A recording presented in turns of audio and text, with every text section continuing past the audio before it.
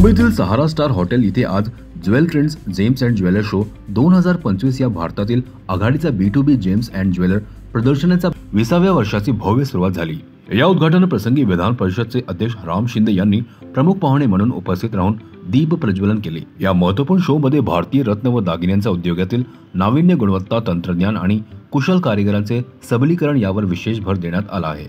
या सोहळ्यात संजय शाह, अध्यक्ष jewel maker welfare association, Rajesh Rokade, अध्यक्ष all India gem and jewellery domestic council, Ashish Pethe, संचालक वामन हरी पेठ ज्वेलर्स, हितेश सुभाष जैन, अध्यक्ष झवेरी बाजार वेलफेअर असोसिएशन यांच्यासह देशभरातील मान्यवर उद्योजक, निर्यातदार, किरकोळ विक्रेते आणि कारागिरांची उपस्थिती लाभली। या प्रदर्शनात 200हून अधिक प्रतिष्ठित ब्रँड सहभागी झाले असून पारंपरिक व आधुनिक दागिन्यांचे प्रकार, सोने, हिरे, जडाऊ, अँटिक, मंदिर शैलीतील तसेच फॅशन ज्वेलरी यासोबत आधुनिक यंत्रसामग्री, पॅकेजिंग आणि ज्वेलरी बनवण्याच्या नव्या तंत्रज्ञानाचे सादरीकरण केले जात आहे। 30 जुलै 2025 पर्यंत चालणाऱ्या या शो मध्ये देशभरातून सुमारे 5000 व्यापारी व खरेदीदार सहभागी होण्याची अपेक्षा असून यामुळे मुंबईच्या ज्वेलरी राजधानीच्या स्थानाला आणखी मजबूती मिळणार आहे।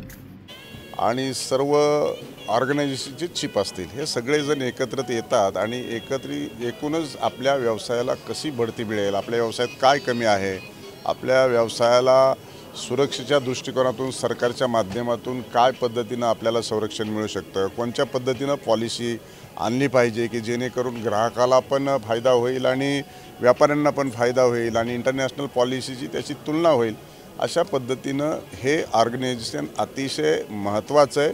आमचे वर्मा साहेब आणि संजय शाह साहेब यांनी त्यांच्या सगळ्या या संकल्पनेतून हे एक्झिबिशन गेल्या 20 वर्षापासून भरत आहे।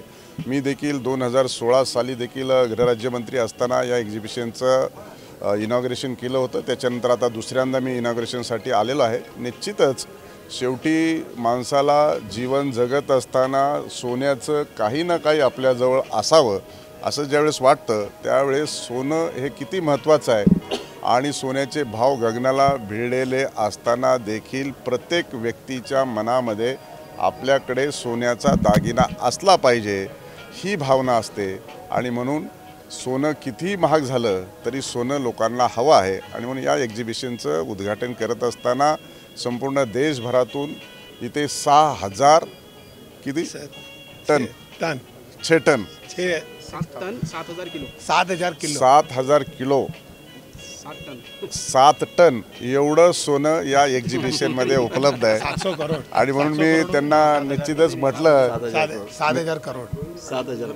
7000 करोडचं सोनं या एक्झिबिशनमध्ये आहे आणि 7000 किलो आहे, 7 टन आहे। मी व्यापाऱ्यांशी चर्चा करत असताना अहमदाबाद आणि दुबईचे आले असताना त्यांना विचारत होतो की आता एवढं टन सोनं जर या ठिकाणी उपलब्ध झालं असेल तर सुरक्षेची काय स्थिती आहे। त्यांनी सर्वांनी एका आवाजात सांगितलं की देवेंद्र फडणवीसांचं सरकार आहे, इथे आम्हाला कुठलीही भीती नाही आहे, सुरक्षित हे एक्झिबिशन पार पडेल। महाराष्ट्रात सुरक्षित आहे। अनेक समस्या आहे, कारागिरांच्या सबलीकरणासाठी सरकार म्हणून काय प्रयत्न? कारागिरांच्या ज्या समस्या आहेत ती कोणी एकाने सांगण्यापेक्षा त्यांचे जे ऑर्गनायझेशन आहेत त्यांनी चर्चा विनिमय केली पाहिजे। राज्य सरकारच्या माध्यमातून त्यांना काय सुविधा हव्या आहेत तर केंद्र सरकारच्या माध्यमातून काय सुविधा हव्या आहेत त्या संदर्भामध्ये काय पॉलिसी चेंज केली पाहिजे, काय सरकारच्या माध्यमातून मदत केली पाहिजे, त्यांच्यासुद्धा ऑर्गनायझेशनचं काय म्हणणं आहे याच्यात सविस्तर चर्चा केली तर निश्चित स्वरूपामध्ये राज्य सरकार आणि केंद्र सरकार, आपल्या देशाचे आदरणीय पंतप्रधान नरेंद्रजी मोदी आणि राज्याचे मुख्यमंत्री आदरणीय देवेंद्रजी फडणवीस हे अतिशय सकारात्मक दृष्टिकोनातून या व्यवसायाकडे पाहतात। या व्यवसायाला आणखी ताकद मिळाली पाहिजे, स्ट्रेंथनिंग झालं पाहिजे, या दृष्टिकोनातून गेल्या 5-10 वर्षामध्ये अनेक धोरणात्मक निर्णय घेऊन या व्यवसायाला त्यांनी समर्थन दिलेलं आहे, सपोर्ट केलेला आहे। त्यामुळं त्यांची देखील अपेक्षा हीच आहे की आमचं होणार आहे आणि मी त्यांना सांगितलं की तुमचा या ऑर्गनायझेशनच्या माध्यमातून अशा पद्धतीचं निवेदन तयार करा, एक प्रपोजल तयार करा, ते राज्य सरकारकडे, केंद्र सरकारकडे, दोन्ही फायनान्स मिनिस्टरकडे द्या। निश्चित तुमच्या मनासारखे निर्णय दोन्ही सरकार घेतल्याशिवाय राहणार नाही। सध्या चीन नंबर 1 वरती आहे जेम्स अँड ज्वेलरीच्या बाबतीत, भारत दुसऱ्या क्रमांकावर आहे। भारत पहिल्या क्रमांकावर जाण्यासाठी महाराष्ट्र सरकार आणि केंद्र सरकारकडून नेमक्या कोणत्या पद्धतीचं यांना पाठबळ दिलं जाईल? मला तर त्याच्यातली एवढी बारकाईने माहिती नाही आणि मी त्याच्यातला एक्सपर्ट पण नाही आहे.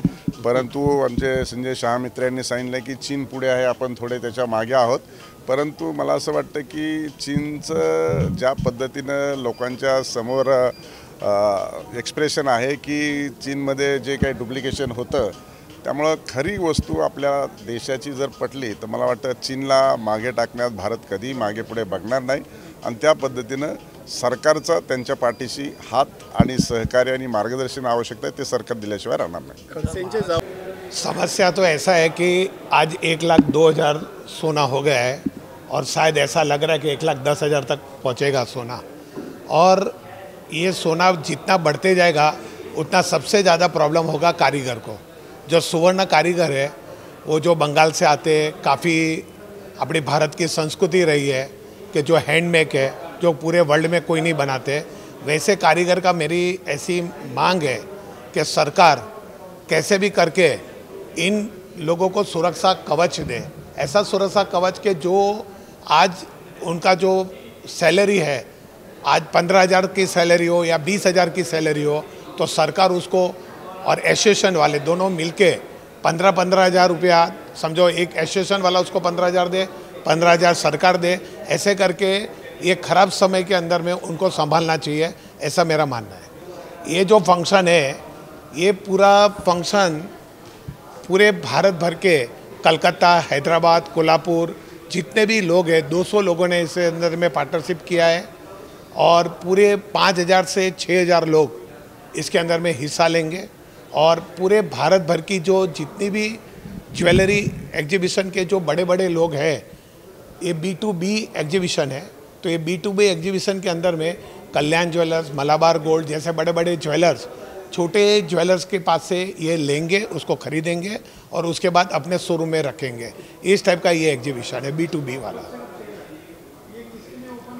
ये 3 दिन के लिए चलेगा, 4 दिन के लिए, 27 तारीख से 3 से 4 दिन के लिए ये एग्जीबिशन है. कितने टाइप की ज्वेलरी इसके अंदर में रियल डायमंड, कुंदन वर्क, रोज कट की जो विलंदी की जो आती है उस टाइप के भी ज्वेलरी है, सिल्वर की ज्वेलरी है, गोल्ड की ज्वेलरी है, काफ़ी अलग अलग टाइप की एंटिक ज्वेलरी है.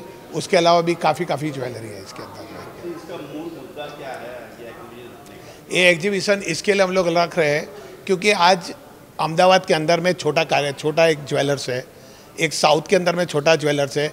अगर उसको ऐसा प्लेटफॉर्म नहीं देंगे तो आप अगर ये प्लेटफॉर्म ऐसा है ना कि जिसके अंदर में छोटा आदमी यहाँ पार्ट ले सकता है, उसके बाद कल्याण ज्वेलर्स के निगाहों में वो आते हैं बड़े बड़े ज्वेलर्स के और वो उसे खरीदता है, वो धीरे धीरे बड़ा होता है. आज कल्याण ज्वेलर्स भी जब था तभी 5 ज्वेलर्स से स्टार्ट हुआ था, आज उसका 400 ज्वेलर्स है. उसका 400 जितने भी आउटलेट है उसके, तो 400 से 500 ऐसे बहुत लोग आगे आ सकते हैं. उसकी अपनी कला है, वो इधर दिखा सकते हैं और इसके बिना, एग्जीबिशन के बिना वो अपनी कला को नहीं दिखा सकता है. ये इसके लिए ये एग्जीबिशन होता है. CEN न्यूज, देश प्रदेश की ताजा तरीन खबरों के लिए CEN न्यूज को सब्सक्राइब करें और रहें पल पल की खबर से हर पल बाखबर.